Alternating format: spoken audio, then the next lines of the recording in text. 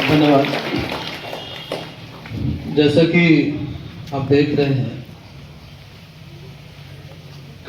रूप में पूरे देश में सरदार वल्लभ भाई पटेल की जयंती मनाई जाती है, लेकिन कल विद्यालय में पठन पाठन कार्य स्थगित है।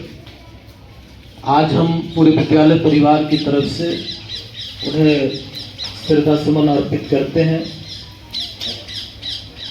और उनके जीवन के आदर्शों को आत्मसात करने की हम कोशिश करेंगे।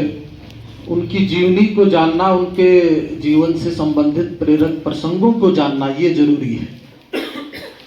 डॉक्टर, उनकी पैदाइश हुई थी 31 अक्टूबर को, 31 अक्टूबर 1875।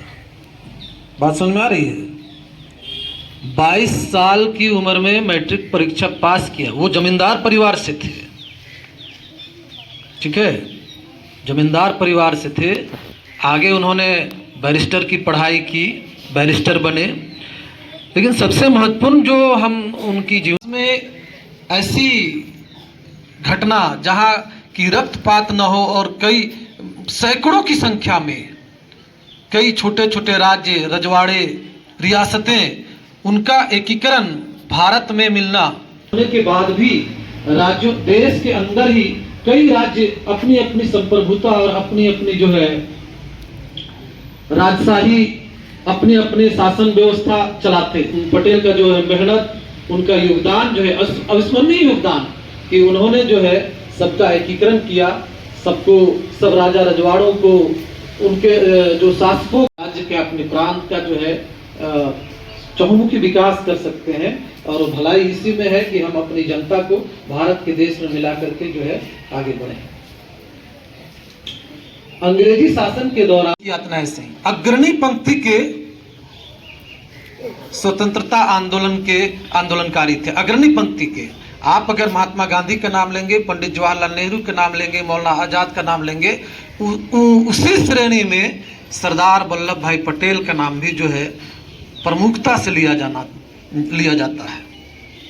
उनका योगदान शुरू से, जब 1917, आप याद कीजिए 1917 बारदोली का आंदोलन, जो किसानों का आंदोलन था, उस वक्त से उसी आंदोलन में उन्होंने 1917 जो किसानों का आंदोलन बारदोली में शुरू हुआ, और तब से लेकर के लगातार जितने भी आंदोलन हुए स्वतंत्रता संग्राम के, जितने भी